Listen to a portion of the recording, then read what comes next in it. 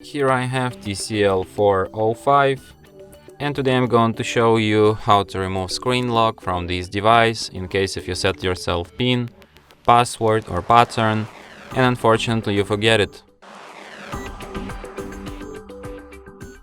So in a case like that, when you can't even unlock your device cause there's the wrong PIN, what you should do is to turn your device off by holding down power key.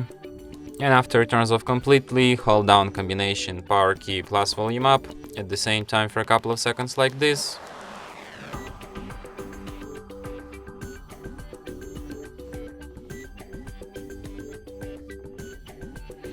And after the screen turns on and you can see TCL logo appeared, you can release power key and keep holding only volume up, just like this.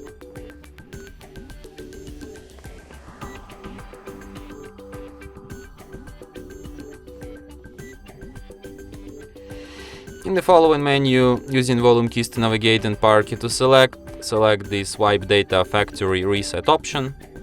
Then select Factory Data Reset, and after you see the message Data Wipe complete, select the first option, Reboot System Now, and device will be restarted in about a minute or two.